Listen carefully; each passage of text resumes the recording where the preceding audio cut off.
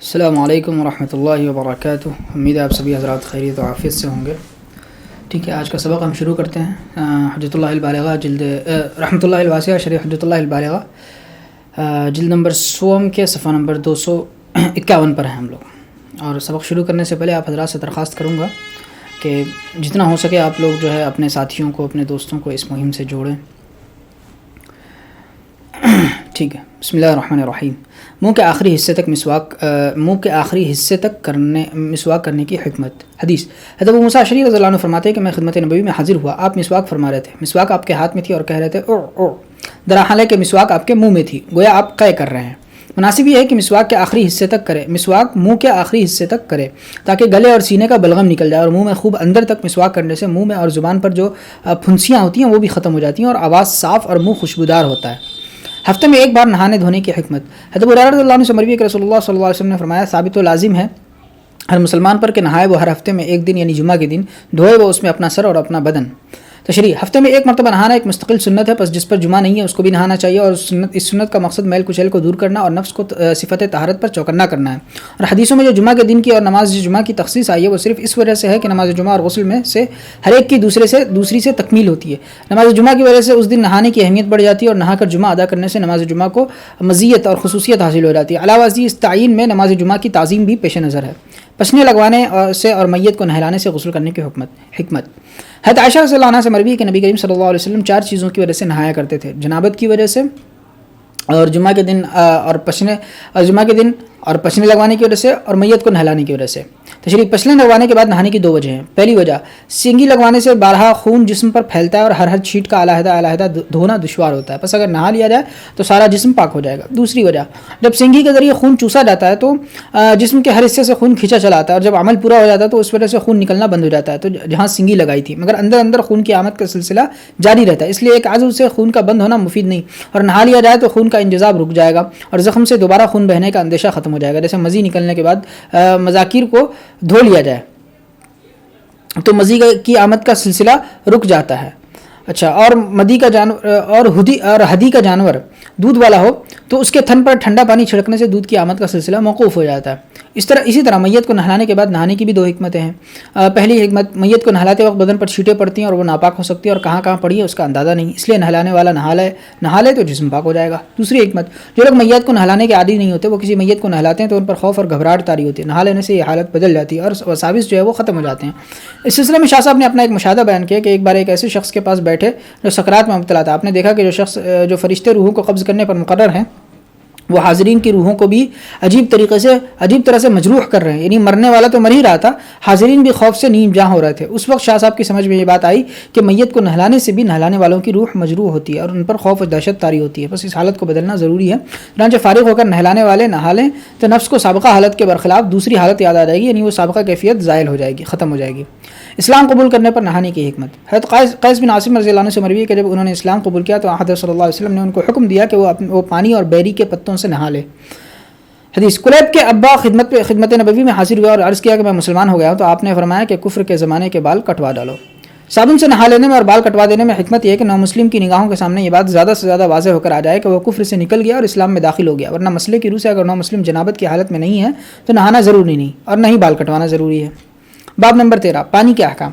رکے ہوئے پانی میں پیشاب کرنے اور نہانے کی ممانعت کی وجہ. حدیث: حضرت ابو ہریرہ رضی اللہ عنہ سے مروی کہ رسول اللہ صلی اللہ علیہ وسلم نے فرمایا کہ تم میں سے کوئی ہرگز پیشاب نہ کرے ٹھہرے ہوئے پانی میں جو بہتا نہیں ہے، پھر نہائے وہ اس میں. اور مسلم شریف کی روایت ہے کہ تم میں سے کوئی ٹھہرے ہوئے پانی میں نہ نہائے درحال کہ وہ جنبی ہو. لوگوں نے حضرت ابو ہریرہ رضی اللہ عنہ سے پوچھا کہ پھر کس طرح نہائے؟ آپ نے فرمایا اس میں سے کسی طرح پانی لے پھر علیحدہ نہائے.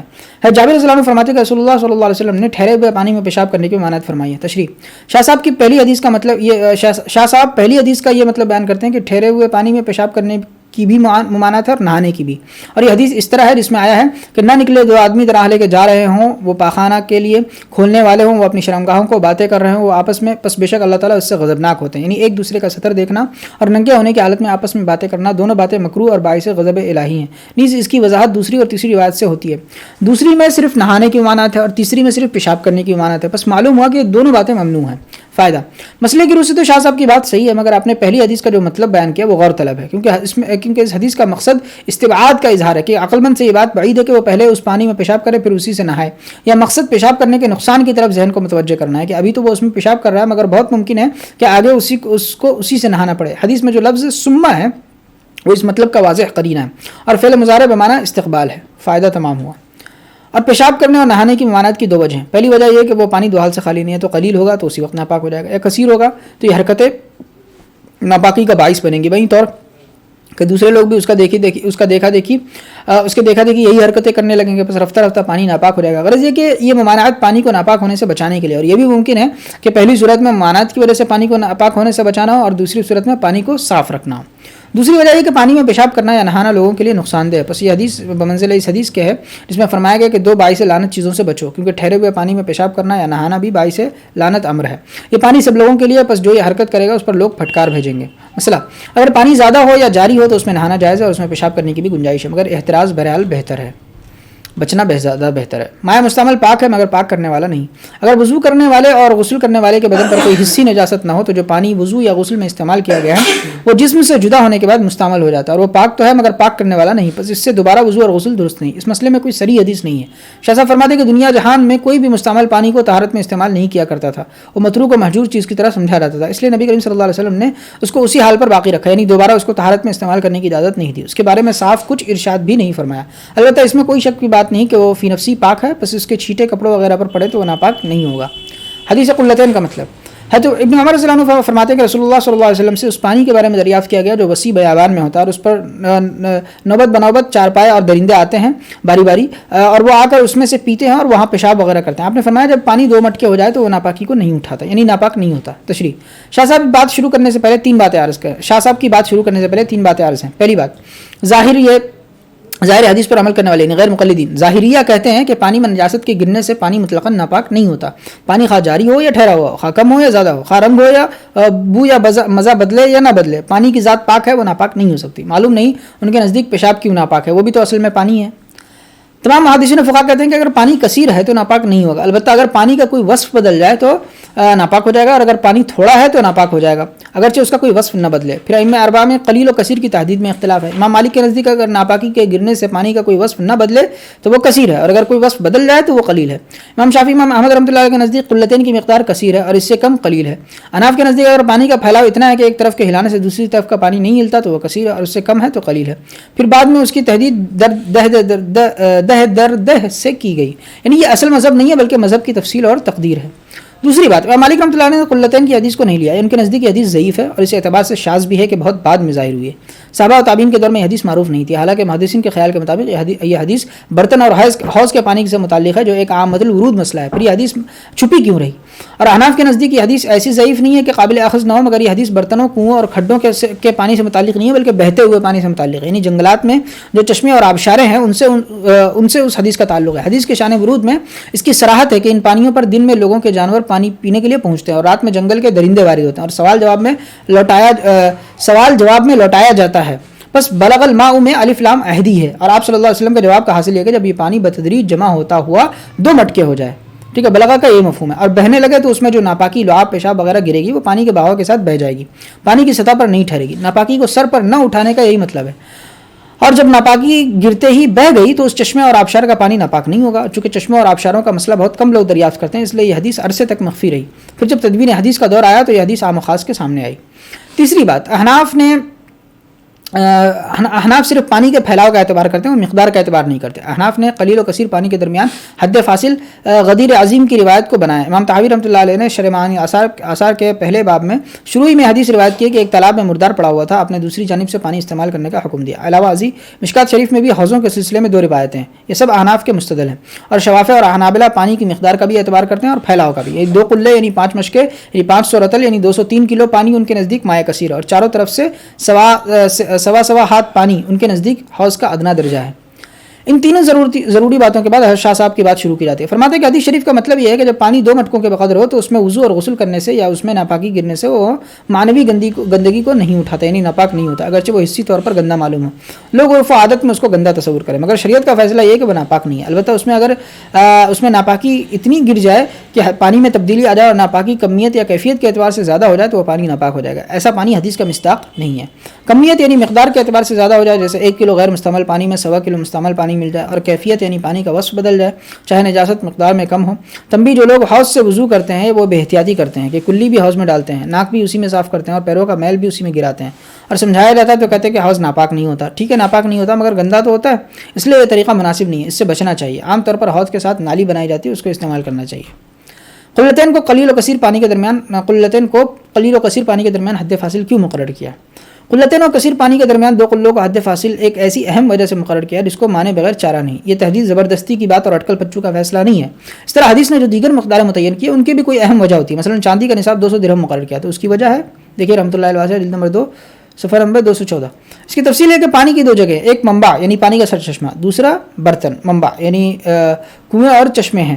سیلاب کے نالے کھڈے ان کے ساتھ ملحق ہیں. برتن چمڑے کی مشکیں، مٹکے، لگن، ٹب اور چھاگل ہے، اور دونوں میں 3 وجوہ سے فرق ہے. پہلی وجہ، پانی کا منبع اگر ناپاک ہو جائے تو لوگوں کو نقصان پہنچتا ہے اور ان کو پانی نکالنے میں بہت پریشانی ہوتی ہے، اور برتنوں کا حال اس سے مختلف ہے، وہ روز بھرے جاتے ہیں اور ان کا پانی پھینک دینے میں کوئی پریشانی نہیں ہوتی.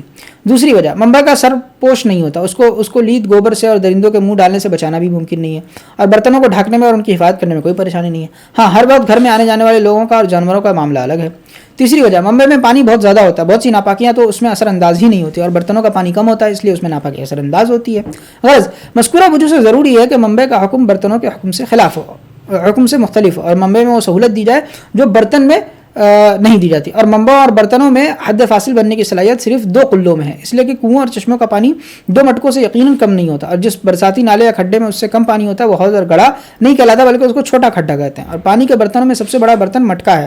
اس سے بڑا برتن عربوں کے معاشرے میں نہیں پایا جاتا تھا، اور مٹکے سب یکساں نہیں ہوتے. کوئی مٹکا بڑا ہوتا ہے جو چھوٹے 1.5 مٹکے کے برابر ہوتا ہے، کوئی 1.25 مٹکے کے برابر، کوئی 1.25 مٹکوں کے برابر، مگر کوئی بڑا مٹکا چھوٹے 2 مٹکوں کے برابر نہیں ہوتا. اس لیے 2 مٹکے ایک ایسی حد ہے جس تک عام طور پر برتن نہیں پہنچتے اور جس سے کم پانی کسی منبع میں نہیں ہوتا. اس لیے 2 مٹکوں کو کثیر اور قلیل کے درمیان حد فاصل بنایا گیا.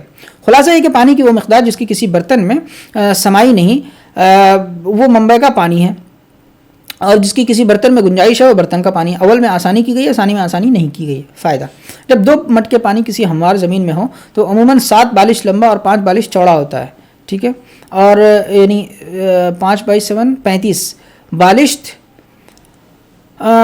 مربع اور 1 بالش 9 انچ کا ہوتا ہے، اور یہ شافعی اور حنابلہ کے نزدیک حوض کا ادنا درجہ ہے. فائدہ، جو لوگ قلتین سے پانی کی تعین نہیں کرتے ان کو بھی ایسی ہی کوئی بھی اور چیز مائع کثیر کو منضبط کرنے کے لیے ماننی پڑتی ہے. جیسے حنفیہ کو درد کا قائل ہونا پڑا، مالکیہ کو جنگلات کے کنوؤں میں اونٹوں کی مینگنیوں جیسی ناپاکی کی مطلقاً اجازت دینی پڑی ہے. بس ادھر ادھر ہاتھ پہ مارنے سے بہتر یہ ہے کہ قلتین کی حدیث کو معیار مان لیا جائے. فائدہ، حدود شریعہ کے معاملے کو اچھی طرح بوجھنا چاہیے. شریعت نے جو بھی مقدار متعین کی ہے وہ ایک ایسی ضروری حد ہے کہ اس کو مانے بغیر چارہ نہیں، اور عقلاً اس کے علاوہ اور کوئی صورت ممکن نہیں. نوٹ، یہ تینوں فائدے شاہ صاحب کی عبارت میں موجود ہے، البتہ پہلا فائدہ درج کلام میں آ گیا ہے. ملحوظہ، پہلے یہ بات بیان کی جا چکی ہے کہ احناف غدیر عظیم کی روایت سے مائع کثیر کی تحدید کرتے ہیں اور مالکیہ تحدید کے قائل نہیں، اور جنگلات کے کنوؤں میں سہولت تو سبھی فقہا دیتے ہیں. نیز قلتین کی روایت مائع جاری سے متعلق ہے، پھر اس سے تحدید کیسے ممکن ہے؟ حدیث بیر بزاع کا مطلب، حضرت ابو سعید خدری رضی اللہ عنہ فرماتے ہیں کہ حضرت صلی اللہ علیہ وسلم سے پوچھا گیا ہے، رسول اللہ کیا ہم بیر بزاع سے وضو کریں؟ درحال کہ وہ ایک ایسا کنواں ہے جس میں حیض کے چیتڑے، کتوں کا گوشت اور بدبودار چیزیں ڈالی جاتی ہیں. آپ نے فرمایا بے شک پانی پاک ہے، اس کو کوئی چیز ناپاک نہیں کرتی. حضرت ابن عباس رضی اللہ عنہ سے مروی کہ حضرت صلی اللہ علیہ وسلم کی کسی بیوی نے ایک بڑے پیالے سے غسل کیا، پھر آپ نے اس سے وضو کرنا چاہا تو بیوی صاحبہ نے عرض کیا کہ میں جنوبی تھی، تو آپ نے فرمایا بے شک پانی جنوبی نہیں ہوتا. حدیث، حضرت ابو ہریرہ رضی اللہ عنہ سے بحالت جنابت حضرت صلی اللہ علیہ وسلم سے ملاقات کی. ابو ہریرہ رضی اللہ تعالیٰ عنہ نے، آپ نے ان کا ہاتھ پکڑا، وہ آپ کے ساتھ چلتے رہے. جب آپ کسی جگہ تشریف فرما ہوئے تو وہ کھسک گئے، اپنے ڈیرے میں گئے اور نہائے اور حاضر خدمت ہوئے. آپ ابھی تک تشریف فرماتے، آپ نے دریافت کیا کہاں چلے گئے تھے؟ انہوں نے صورتحال عرض کی. آپ نے فرمایا بے شک مومن ناپاک نہیں ہوتا. حضرت عثمان بن العاص رضی اللہ عنہ سے مروی ہے کہ رسول اللہ صلی اللہ علیہ وسلم نے وفد ثقیف کو مسجد نبوی میں اتار دیا تاکہ ان کے دل پسیجیں. آپ سے سلسلے میں عرض کیا گیا کہ لوگ مشرک ہیں، آپ نے ان کو مسجد میں ٹھہرایا. آپ نے فرمایا بے شک زمین ناپاک نہیں ہوتی، ناپاک انسان ہی ہوتا ہے. نوٹ، البدن لا ينجس کے لفظ سے حدیث یاد نہیں پڑتی اور سرسری تلاش میں ملی بھی نہیں. تشریح بزا جو ہے وہ ایک عورت کا نام ہے. یہ عورت اسلام سے پہلے گزری ہے. اس نے مدینہ منورہ میں ایک کنواں بنایا تھا جو حضرت صلی اللہ علیہ وسلم کے زمانے تک موجود تھا. اس کنویں سے آپ کے استعمال کے لیے پانی لایا جاتا تھا اور لوگ بھی اس کا پانی استعمال کرتے تھے. یہ کنواں مدینہ کے ڈھلان میں واقع تھا. برسات میں شہر کا پانی اس پر سے گزرتا تھا اور شہر کا سارا کوڑا اس میں گرتا تھا. برسات کے بعد اس سے 5 باغات کی سینچائی شروع ہوتی تھی. جب کنویں کا پانی سارا نکل جاتا تھا تو اس کا پانی لوگ استعمال کرنے لگتے تھے. اس کے بارے میں پہلی حدیث میں دریافت کیا گیا اور آپ نے مذکورہ جواب ارشاد فرمایا. حدیث بیر بضاعہ کو مالکیہ اور ظاہریہ نے لیا ہے اور الماء میں الف لام استغراقی مانتے ہیں، یعنی دنیا کا ہر پانی پاک ہے. البتہ مالکیہ اس حدیث کے ساتھ حضرت ابو امامہ رضی اللہ عنہ کی حدیث کو ملاتے ہیں اور اس کو استثناء قرار دیتے ہیں کہ اگر پانی کا کوئی وصف بدل جائے تو پانی ناپاک ہو جائے گا. اور ابو امامہ رحمۃ اللہ علیہ کی رضی اللہ عنہ کی حدیث ابن ماجہ نے روایت کی ہے. اصحاب ظواہر اس کو نہیں لیتے. وہ کہتے ہیں کہ اس کا ایک راوی رشدین بن سعد ضعیف ہے. جمہور کے نزدیک حدیث بیر بضاعہ میں الف لام استغراقی نہیں ہے بلکہ عہدی ہے اور یہ ارشاد صرف بیر بضاعہ کے پانی سے متعلق ہے، تمام پانیوں کے بارے میں نہیں ہے. حضرت شاہ صاحب فرماتے ہیں کہ مذکورہ تمام حدیثوں میں مخصوص نجاست کی نفی ہے جو حالی یا مقالی قرائن سے سمجھ میں آتی ہے. بس نہ پانی ناپاک نہیں ہوتا یعنی منبع میں ناپاکی گر جائے اور وہ نکال دی جائے اور پانی کا کوئی وصف نہ بدلے تو وہ ناپاک نہیں ہوتا. بدن ناپاک نہیں ہوتا یعنی بدن دھو ڈالا جائے تو پاک ہو جاتا ہے. یہ حدیث نہیں ملی مجھے. زمین ناپاک نہیں ہوتی یعنی اس پر بارش یا دھوپ پڑے یا اس کو پیر سے رگڑ دیں اور ناپاکی کا اثر بالکلیہ زائل ہو جائے تو وہ پاک ہو جاتی ہے. یہ مطلب سیاق حدیث کے خلاف ہے. پانی جنوبی نہیں ہوتا یعنی یہ جنوبی کے نہانے کے بعد برتن میں بچا ہوا پانی ناپاک نہیں ہے. مومن ناپاک نہیں ہوتا یعنی جیسے ابو ہریرہ رضی اللہ عنہ سمجھ رہے ہیں ایسا ناپاک نہیں ہوتا کہ کوئی اس کے ساتھ مسافہ بھی نہ کر سکے اور نہ وہ کسی کے ساتھ بیٹھ سکے. زمین ناپاک نہیں ہوتی، انسان ہی ناپاک ہوتا ہے. یعنی مشرک کے عقیدے کی گندگی اس کی ذات تک منحصر ہے، زمین پر اس کا کوئی اثر نہیں پڑتا. 4 سے 6 جو ہے وہ شارح کا اضافہ ہے. آگے فرماتے ہیں سوچئے کیا یہ بات قابل تصور ہے کہ بضاعہ نامی کنویں میں مذکورہ ناپاکیاں پڑی رہتی ہوں اور لوگ پانی استعمال کرتے ہوں؟ ہرگز نہیں، بلکہ صورتحال یہ تھی کہ مذکورہ ناپاکیاں بلا ارادہ اس کنویں میں پڑتی تھی. ان کو اس میں کوئی نہیں ڈالتا تھا جیسا کہ ہم اپنے زمانے کے کنویں میں اس کا مشاہدہ کرتے ہیں. پھر وہ ناپاکیاں نکال دی جاتی تھی اور اس کا پانی استعمال کیا جاتا تھا.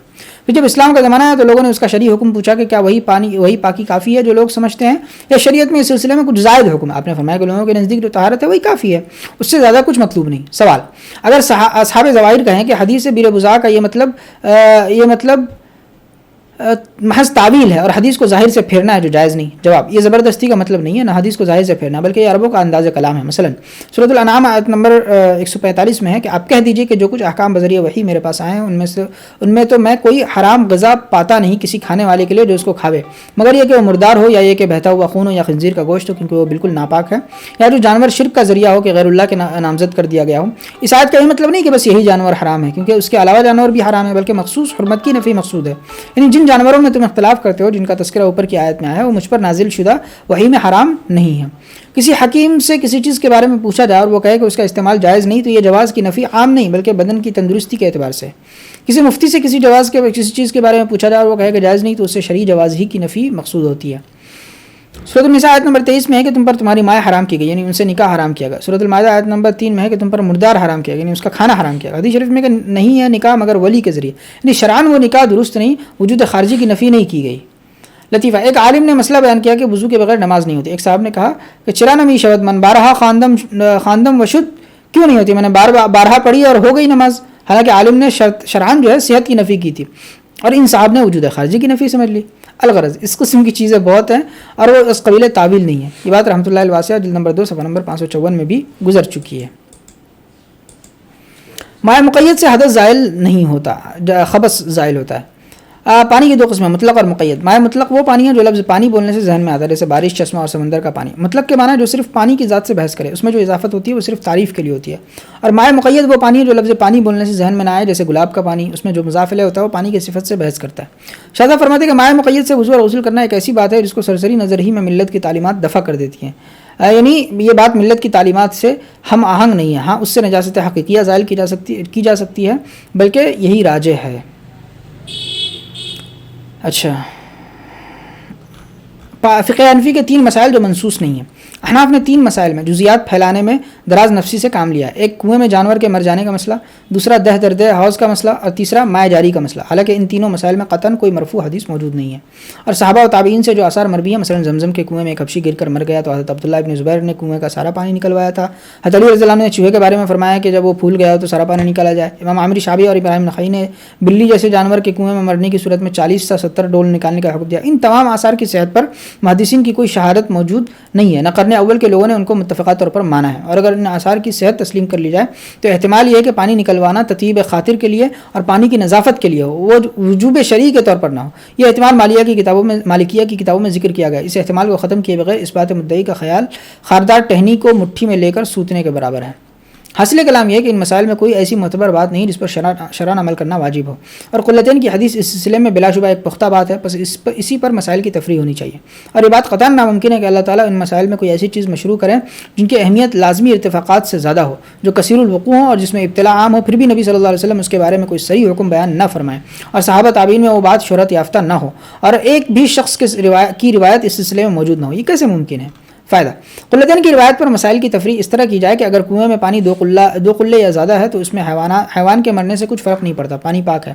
ہاں اگر حیوان پھول پھٹ جائے اور پانی کا کوئی وصف بدل جائے تو کنواں ناپاک ہو جائے گا، اس کا سارا پانی نکالنا ہوگا۔ فائدہ: ابھی یہ بات اوپر گزر چکی ہے کہ درد احناف کا اصل مذہب نہیں، اصل مذہب یہ ہے کہ پانی کا پھیلاؤ اتنا ہونا چاہیے کہ ایک طرف پانی ہلانے سے دوسری طرف نہ ہلے، اور اس کی دلیل غدیر کی حدیث ہے جو ابن ماجہ میں ہے۔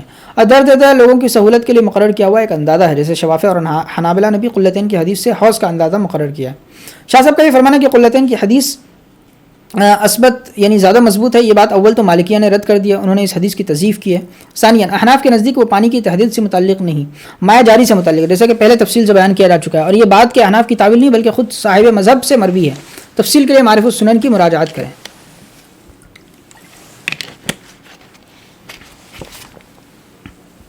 فائدہ نمبر 3، صحابہ و تابعین کے آثار کی شہرت نہ ہونے کی وجہ یہ ہے کہ محدثین کے نزدیک آہستہ آہستہ آثار کی اہمیت کم ہو گئی تھی، اور تدوین حدیث کے تیسرے دور میں تو یہ طے کر دیا گیا تھا کہ آثار صحابہ و تابعین کو حدیث کی کتابوں میں نہ لیا جائے، صرف مرفوع روایت لی جائے، اس لیے وہ سیاح و سنن میں موجود نہیں ہیں، ورنہ یہ ذہن بننے سے پہلے یہ سب آثار مشہور تھے اور حدیث کی قدیم کتابوں میں موجود ہیں۔ فائدہ: مالکیہ نے صحابہ و تابعین کے آثار میں جو احتمال پیدا کیا وہ محض بے دلیل ہے۔ اگر اس قسم کے احتمالات کا اعتبار کیا جائے تو کتے کے جھوٹے کو بھی پاک ماننا پڑے گا۔ فائدہ: اور یہ سوال کہ جب چوہا مرنے سے کنواں ناپاک ہو گیا تو سارا ہی ناپاک ہو گیا، پس اسی میں سے 10-20 ڈول نکالنے سے کنواں کیسے پاک ہوگا؟ اس کا جواب یہ کہ پانی نکالنا مؤثر بالخاصہ ہے، یعنی شریعت نے یہ تاثیر رکھی ہے کہ اتنی مقدار نکال دی جائے تو باقی سارا پانی پاک ہو جائے گا، اور مؤثر بالخاصہ کی بات خود شاہ صاحب نے تیمم کے بیان میں ارشاد فرمائی ہے۔ باب نمبر 14، نجاستوں کو پاک کرنے کا بیان۔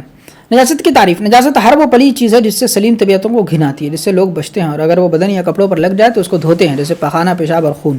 ماخذ: تطہیر نجاست کی بات بنیادی طور پر سلیم الطبع لوگوں کی عادات سے لی گئی ہیں، اور جو باتیں ان کے نزدیک مشہور و مسلم تھی ان سے یہ طریقہ مستنبط کیا گیا۔ لید کا حکم: گھوڑے گدھے کی لید ناپاک ہے، دلیل درج ذیل حدیث ہے۔ عبداللہ بن مسعود رضی اللہ عنہ فرماتے ہیں کہ حضرت صلی اللہ علیہ وسلم نے بڑے استنجا کے لیے چلے تو مجھے حکم دیا کہ میں آپ کے لیے 3 پتھر مہیا کروں، مجھے 2 پتھر ملے، تیسرا تلاش کیا مگر نہ ملا تو میں نے ایک لید لے لی اور ان کو آپ کے پاس لے آیا، آپ نے 2 پتھر لے لیا اور لید پھینک دی اور فرمایا یہ تو ناپاک ہے۔ معقول الرحم جانور کا پیشاب، معقول الرحم جانوروں کا پیشاب فی نفسی تو پاک ہے، اس سے سلیم طبیعتوں کو گھن آتی ہے، اور عرنین کے واقعے میں جو اونٹوں کا پیشاب پینے کے لیے فرمایا تھا وہ صرف علاج کی ضرورت سے تھا، اور امام مالک، امام محمد رحمۃ اللہ علیہ جو اس کو پاک کہتے ہیں، اور امام حنیفہ، امام شافعی اور امام یوسف رحمۃ اللہ علیہ جو اس کو ناپاک کہتے ہیں مگر نجاست خفیفہ مانتے ہیں، نجاست غلیظہ نہیں مانتے۔ یہ سب باتیں صرف بربنائے حرج ہے، کیونکہ جن چیزوں میں ابتلاء عام ہوتا ہے ان میں معافی دینا یا تخفیف کرنا شرعی اصولوں میں سے ایک ہے۔ شراب کیوں ناپاک ہے؟ شراب پر نجاست کی تعریف صادق نہیں آتی، لوگ شوق سے اس کو نوش کرتے ہیں، تاہم اللہ پاک نے شراب کو نجاست کے ساتھ لاحق کیا اور وہ اس کو اپنے ارشاد پاک سے ناپاک قرار دیا ہے کہ وہ گندی چیز ہے اور شیطانی کام ہے، رجس من عمل الشیطان۔ اور اس کی وجہ یہ کہ جب اللہ پاک نے شراب کو حرام قرار دیا اور نہایت مؤکد طور پر حرام کیا تو حکمت خداوندی نے چاہا کہ شراب کو پخانے اور پیشاب کے درجے میں کر دیا جائے تاکہ شراب کی برائی لوگوں کی نگاہوں کے سامنے بالکل پیکر محسوس بن کر آ جائے، اور اس کا ناپاک ہونا لوگوں کے نفوس کو شراب سے باز رکھنے میں مؤثر کردار ادا کرے۔ کتے کا جھوٹا ناپاک کیوں ہے؟ حدیث: ابو ہریرہ رضی اللہ عنہ سے مروی ہے کہ حضرت صلی اللہ علیہ وسلم نے فرمایا کہ جب کتا تم میں سے کسی کے برتن میں پیے تو چاہیے کہ اس کو 7 مرتبہ دھوئے، اور مسلم شریف کی ایک روایت میں ہے کہ تم میں سے ایک کے برتن کی پاکی جب کتا اس میں منہ ڈال دے یہ ہے کہ اس کو 7 مرتبہ دھوئے، ان کا پہلا مٹی کے ساتھ یعنی پہلی مرتبہ مٹھی سے مانچ کر دھوئے۔ سوال: کتا ایک نیم پالتو جانور ہے اور پالتی جانوروں کے جھوٹے میں ضرورت کی وجہ سے پاکی کا حکم ہونا چاہیے یا کم از کم تخفیف ہونی چاہیے، جیسا کہ بلی کے جھوٹے کا معاملہ ہے، حالانکہ کتے کا جھوٹا ناپاک اور نجاست غلیظہ ہے۔ اس کی کیا وجہ؟ جواب یہ ہے کہ یہ مسئلہ استحسانی ہے، قیاس جلی کا تقاضا تو بے شک وہ ہے جو سائل نے بیان کیا، اور استحسان کی وجہ یہ ہے کہ نبی صلی اللہ علیہ وسلم نے کتے کے جھوٹے کو ناپاکیوں کے ساتھ لاحق کیا اور اس کو نجاست غلیظہ قرار دیا، اور اس کی وجہ یہ ہے کہ کتا شریعت کی نگاہ میں ایک ملعون جانور ہے، فرشتے اس سے نفرت کرتے ہیں۔ حدیث میں ہے کہ جہاں کتا ہوتا ہے فرشتے نہیں جاتے، اور بے ضرورت کتے کو پالنا اور اس سے خلا ملا رکھنا روزانہ ایک قرات ثواب گھٹا دیتا ہے، ان سب بات مشکات شریف حدیث نمبر 4099 باب ذکر القلب کتاب الصید. ان سب باتوں کا راز یہ ہے کہ کتے کی فطرت شیطان کے مشابہ ہے. کھیل کود، غصہ، ناپاکیوں میں لتھڑنا اور لوگوں کو ستانا اس کی گھٹی میں پڑا ہوا. وہ شیطان کے الہامات قبول کرتا ہے. اب دو باتیں. پہلی بات، نبی کریم صلی اللہ علیہ وسلم نے دیکھا کہ لوگ کتوں سے باز نہیں رہتے اور ان سے احتیاط نہیں برتے، ان سے احتراز میں تساہل سے کام لیتے ہیں، یعنی باوجود ایسا ملعون جانور ہونے کے لوگ ان کے پالنے میں دلچسپی رکھتے ہیں. دوسری بات، کھیتی اور مویشی کی حفاظت کے لیے، چوکیداری کے لیے اور صید افغنی کے لیے اس کی ضرورت ہے. اس لیے ان کے پالنے کی مطلقاً ممانعت کرنا بھی مشکل ہے. اس لیے نبی کریم صلی اللہ علیہ وسلم نے تدبیر یہ نکالی کہ 7 مرتبہ برتن کے دھونے کو ایک لازمی شرط قرار دیا اور 1 مرتبہ مٹی سے مانجنے کا حکم دیا تاکہ لوگ کچھ پریشان ہوں. یہ دونوں حکم مل کر لوگوں کو کتوں سے باز رکھنے میں کفارے کا کردار ادا کریں گے. ایک سوال مقدر کا جواب. سوال یہ کہ امام مالک رحمۃ اللہ علیہ تو کتے کے جھوٹے کو پاک کہتے ہیں. وہ ظرف کو 7 مرتبہ دھونے کا حکم تو دیتے ہیں مگر مظروف کو پاک کہتے ہیں. جواب یہ کہ امام مالک رحمۃ اللہ علیہ کو معلوم نہیں کہاں سے یہ بات معلوم ہے کہ یہ دونوں حکم تشریعی نہیں ہے بلکہ ایک طرح کی تاکید ہیں. یعنی ہمیں ان کی قول کی دلیل معلوم نہیں، مگر دوسرے حضرات کا مختار یہ ہے کہ یہ احکام تشریعی ہیں. ان کے نزدیک ظاہر حدیث کی رعایت اولا ہے. یعنی حدیث سے بظاہر یہی مفہوم ہوتا ہے کہ کتے کا جھوٹا ناپاک ہے اور نجاست غلیظ ہے، اور احتیاط بہرحال جمہور کے مذہب میں. فائدہ، امام شافعی رحمۃ اللہ علیہ کے نزدیک 7 مرتبہ دھونا برتن کی پاکی کے لیے شرط ہے اور 1 مرتبہ مٹی سے مانجنا مستحب ہے. امام احمد رحمۃ اللہ علیہ کا بھی تقریباً یہی مذہب ہے. امام حنیفہ رحمۃ اللہ علیہ کے نزدیک 3 مرتبہ دھونے سے برتن پاک ہو جاتا ہے. راوی حدیث ابو ہریرہ رضی اللہ عنہ کا یہی فتویٰ ہے اور 7 مرتبہ دھونا اور 1 مرتبہ مٹی سے مانجنا دونوں استحبابی حکم میں ہیں. چلیے ٹھیک ہے، آج ہم یہ تک کرنے دیتے ہیں. اس کے بعد ہم چلتے ہیں اگلی کتاب کی طرف. بزنس اسٹڈیز کاروباری مطالعہ کے صفحہ نمبر 282 پر ہیں. 9.5 ملازمت کے لیے درخواست دینا. اس سبق کے ابتدائی سیکشن میں آپ نے ان مختلف وسائل کے بارے میں جانا جہاں سے آپ ملازمت کے لیے خالی جگہوں، مطلوبہ اہلیت، تجربہ، آجر کے بارے میں تفصیلات معلوم کر سکتے ہیں. اب فرض کیجیے ایک مخصوص عہدے کے لیے آپ اپنی امیدواری پیش کرنا چاہتے ہیں تو آپ کیا کریں گے؟ بلا شبہ آپ ایک درخواست تیار کریں گے جو آپ کی اہلیت اور تجربے اور دیگر تفصیلات پر مشتمل ہوگی. اس طرح عہدے کے لیے خود کو موضوع امیدوار کے طور پر پیش کرنے کا جواز حاصل کریں گے. کسی کے پروفیشنل یا کام کے تجربے اور اہلیتوں کے مختصر روداد یا بیان کو بایو ڈاٹا یا مختصر شخصی قوائف، ریزیوم یا سی وی کے طور پر جانا جاتا ہے. 9.5.1 بایو ڈاٹا تیار کرنا. آئیے ہم سیکھیں کہ کیسے بایو ڈاٹا تیار کیا جاتا ہے. زیادہ تر معاملوں میں آجر اپنے مجوزہ پرفارما میں درخواست وصول کرنا چاہتے ہیں تاکہ درخواستوں کی جانچ پڑتال کا ان کا کام آسان ہو جائے. ایسی صورت میں آجر کی توجہ مبذول کرنے کے لیے مختلف انداز میں اپنے خود کے بایو ڈاٹا تیار کرنے کے بارے میں آپ کو فکر مند نہیں ہونا چاہیے. لیکن دوسری صورتوں میں نجی سیکٹروں میں جاب کرنے کے لیے زیادہ تر آپ کو طرز زبان پیشکش اپنے بایو ڈاٹا کے مواد کے بارے میں خاص توجہ دینی چاہیے. طویل بایو ڈاٹا تیار کرنے سے بچنا چاہیے. اپنی اہلیتوں، ذمہ داریوں اور تجربوں اور حصولیابی وغیرہ کو مختصراً پیش کرنا چاہیے. آپ کے بایو ڈاٹا میں 4 بنیادی سیکشن ہونے چاہیے. پہلے سیکشن میں اپنا نام، رابطے کی تفصیلات. دوسرے میں آپ کی تعلیمی اہلیتیں، تعلیمی اور تکنیکی. اس کے بعد اپنے کام کی روداد، ذمہ داریاں، تجربے اور حصولیابی وغیرہ کے بارے میں، اور آخر میں حوالوں سے متعلق تفصیلات دینی چاہیے. منسلکہ کاغذ کی فہرست کو اپنے بایو ڈاٹا کے آخر میں دیا جا سکتا ہے. مختصراً آپ کے بایو ڈاٹا میں درج ذیل نکات ہونے چاہیے: پورا نام، والد شوہر کا نام، تاریخ پیدائش، رہائشی پتہ، تعلیمی اہلیتوں کی تفصیلات اگر کوئی ہو تو، تکنیکی یا پروفیشنل تفصیلات، تجربہ، حوالوں کے نام، منسلکہ کاغذات کی فہرست، امیدوار کے دستخط. مختلف فارمیٹ اور طرز میں درج بالا نکات پیش کیے جا سکتے ہیں. آج کل آجر آپ کی اہلیتوں اور حصولیابیوں کے بارے میں صفحہ در صفحہ پڑھنے کے بجائے تیزی سے بایو ڈاٹا کی جانچ پڑتال کرنا چاہتا ہے. لہذا اپنے پیغام کو پہنچانے کے لیے محض حسب ضرورت بیان کے ساتھ اسے مختصر اور واضح رکھا جانا چاہیے. مناسب ترتیب میں درج بالا تفصیلات کو مرتب کرنے میں مختصراً یہ عوامل آپ کی رہنمائی کرنے میں مددگار ثابت ہوں گے. نمبر 1، اپنی روداد کی شروعات اپنے نام، پتے، فون نمبر اور ای میل پتے کے ساتھ کریں جن میں عموماً صفحے کے مرکز پر رکھا جاتا ہے. نمبر 2، عہدے کی قسم بیان کریں جس کے لیے آپ جستجو کر رہے ہیں. یہ مقصد کے عنوان کے تحت 1 یا 2 جملے میں. اب اپنی تفصیلات، تعلیمی تفصیلات دیں جس اسکول، کالج، ادارے، بورڈ کے نام، حاصل کیے گئے نمبرات، کافی صد اور امتحان پاس کرنے کا سال وغیرہ خلاصے کی شکل میں ہو. کوئی تکنیکی تعلیم یا مہارت ہو تو اس کی تفصیلات کا ذکر کیا جا سکتا ہے. اس میں ایسی مہارتوں یا تجربے جیسے کمپیوٹر سے واقفیت، اضافی تربیت، غیر ملکی زبان یا دیگر پروفیشنل ایسوسی ایشن جس سے آپ کا تعلق ہو ان کے بارے میں اور دیگر معلومات شامل کی جا سکتی ہیں.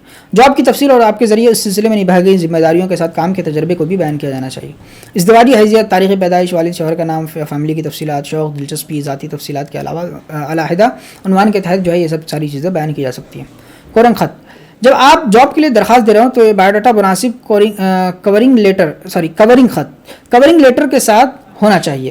آپ سوچ رہے ہوں گے کہ کورنگ لیٹر کس طرح لکھا جائے. اس سیکشن میں ہم کورنگ لیٹر کے تحریر کرنے کے مختلف پہلوؤں کے بارے میں بتلائیں گے. شروعات، یہ وہ مقام ہے جہاں آپ آجروں کو بتاتے ہیں کہ آپ کون ہیں، آپ کیوں درخواست دے رہے ہیں اور اس خالی جگہ کے بارے میں آپ کو کیسے معلوم ہو. آپ کون ہیں کا حصہ خود کے بارے میں مختصر تعارف کرانے کے بارے میں ہے. محض اپنے بارے میں بنیادی حقائق کے بارے میں ذکر کریں. آپ کیوں تحریر کر رہے ہیں، یہاں آپ کس عہدے کے لیے درخواست دے رہے ہیں اس کا ذکر کریں.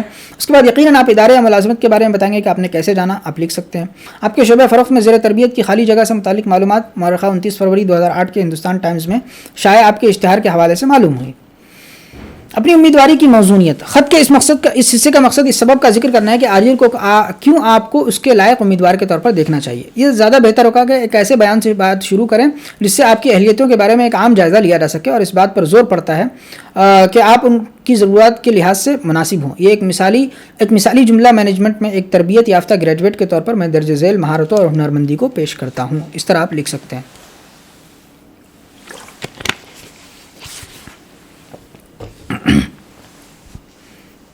ادارے کے بارے میں. خط کے اس حصے میں آپ ادارے کے بارے میں بعض مثبت باتیں بتا سکتے ہیں اور یہ ذکر کر سکتے ہیں کہ آپ یہاں قائم کرنے کے لیے ان کا ایک جزو کیوں بننا چاہتے ہیں. آپ ادارے کی شہرت، پچھلے ریکارڈ فروخت، record size, corporate culture, management یا کسی ایسی چیز کے بارے میں بتا سکتے ہیں جس سے انہیں فخر محسوس ہو. متوقع عاجل یہ جاننا پسند کرتے ہیں کہ آپ نے انہیں منتخب کرنے کے لیے کیا اسباب پیش کیے اور محض ان سینکڑوں کمپنیوں میں سے ایک ہے جہاں آپ درخواست دے رہے ہیں. مزید غور یا کارروائی کے لیے درخواست. یہ خط کا اختتامی پیراگراف ہے. یہ عاجل کے بارے میں شکریہ ادا کرنے کے لیے ہوتا ہے کہ اس نے آپ کا خط پڑھا یا جواب کے ایک امیدوار کے طور پر آپ کے لیے غور کیا. ایک اہم بات یہ کہ خط کا اختتام درج ذیل اقدام اٹھاتے ہوئے پرتپاک انداز میں ہونا چاہیے. آخر میں ظاہری صورت، حروف اور قواعد کی غلطیوں کے سلسلے میں اپنے خط کی جانچ کیجیے. اب تعریفی اختتام کے لیے تیار ہیں. اپنے خط کے آخر میں اپنا دستخط کرنا نہ بھولیں. 9.5.3 ملازمت کے لیے درخواست دیتے وقت کچھ کرنے اور نہ کرنے کی باتیں. آپ نے ابھی دیکھا کہ ملازمت کے لیے درخواست دینے کا مطلب یہ ہے کہ آپ کے پاس ایک بایو ڈاٹا اور کورنگ لیٹر ہو جو آپ کی خوبیوں کے بارے میں دستاویز کے طور پر ہو. کرنے اور نہ کرنے کی درج ذیل فہرست سے آپ کو بہتر انداز میں اپنی درخواست تیار کرنے میں مدد ملے گی. اشتہار میں دی گئی سبھی ہدایات کی تعمیل کریں. اگر اس میں کہا گیا کہ متعین فوٹوگراف یا بایو ڈاٹا کی 3 نقول بھیجیں تو اس طرح بھیجیں جیسا کہ کہا گیا. عاجل کے پاس ایسا کرنے کے لیے کہنے کی اپنی وجہ ہوتی ہے. یہ یقینی بنا لیں کہ آپ کی درخواست وقت پر بھیجی اور وصول کی جائے. بہت سی کمپنیاں تاخیر سے پہنچنے والی درخواستوں کی رسید تک نہیں دیتی کیونکہ اس سے درخواست کنندگار کے کمزور ٹائم مینجمنٹ کا اظہار ہوتا ہے. ایک اور درخواست میں سبھی دستاویزات شامل کریں اور اس بات کو یقینی بنا لیں کہ سبھی دستاویزات ترتیب سے لگی اور منسلک ہوں. آپ کا کورنگ لیٹر سب سے اوپر ہونا چاہیے. ملازمت کی اپنی درخواست دیتے وقت ایک ہی کورنگ لیٹر کو ہمیشہ استعمال نہ کریں. اپنی درخواست دیتے وقت ہمیشہ خالی جگہ جس کے لیے درخواست دے رہا ہوں اس کے لحاظ سے مناسب تبدیلیاں کر کے نیا کورنگ لیٹر بنائیں. اسے روایتی نہ بنائیں. یہ فرض نہ کریں کہ آپ کی درخواست وصول ہو چکی ہے. عاجل سے یا پلیسمنٹ ایجنسی سے توثیق کریں کہ آپ کی درخواست وصول ہو چکی ہے یا نہیں. درخواست ڈاک میں غائب ہو سکتی ہے بلکہ ای میل کی بھی توثیق کی جانی چاہیے. اپنی درخواست میں تحریری حوالے نہ شامل کریں. انہیں تبھی شامل کریں جب اس کے لیے کہا جائے. ملازمت کے لیے درخواست دیتے وقت سبھی حقائق معلوم کرنے کی کوشش کریں اور اپنی درخواست کو اسی لحاظ سے مناسب بنائیں. اگر آپ کی درخواست پر غور نہیں کیا گیا تو سبب معلوم کریں. اس سے سیکھیں. اپنی کمزوریوں کو جانیں جس سے دوسری بار درخواست دیتے وقت آپ کو بہتر کرنے میں اس کو مدد ملے. روزگار سے متعلق جانچ. 9.6 روزگار کے لیے انتخابی جانچ عام طور پر تحریری جانچ، جسمانی صحت کی جانچ اور انٹرویو کی شکل میں ہوتی ہے. آئیے ان کے بارے میں مختصراً جانتے ہیں. 9.6.1 تحریری جانچ. زیادہ تر ادارے خاص طور پر حکومتی سیکٹر میں امیدوار کے انتخاب کے لیے تحریری جانچ کا اہتمام ہوتا ہے. اس جانچ کا اہتمام امیدوار کے مضمون سے متعلق معلومات یا عمومی صلاحیت معلوم کرنے کے لیے کیا جاتا ہے. بیانیہ یا کثیر انتخابی سوالات تحریری جانچ کے لیے وضع کیے جاتے ہیں. عمومی صلاحیت کی جانچ کے لیے سوالات حالات حاضرہ، جنرل سائنس، استدلال، حساب، زبان وغیرہ سے پوچھے جاتے ہیں. ملازمت چاہنے والوں کو تحریری جانچ کے لیے سنجیدگی سے تیاری اور پوری طرح مشق کرنی چاہیے. 9.6.2 جسمانی صحت کی جانچ. ملازمت کے بعض زمروں جیسے دفاع، پولیس اور جنگلاتی شعبے سے تعلق رکھنے والی خدمات کے لیے امیدوار کی جسمانی صحت کی جانچ ضروری ہے. لہذا صحیح امیدوار کے انتخاب کے لیے وہ جسمانی صحت کی جانچ کا اہتمام کرتے ہیں. تقریباً سبھی معاملوں میں تقرری کے لیے پیشکش کرنے کے ذریعے طبی جانچ کا اہتمام کیا جاتا ہے. اس جانچ کا بندوبست یہ جاننے کے لیے کیا جاتا ہے کہ امیدوار کوئی ایسی مہلک بیماری تو نہیں کو جس سے اس کی ملازمت کے دوران عام کام کاج کرنے میں کوئی پریشانی پیدا ہو. 9.6.3 انٹرویو.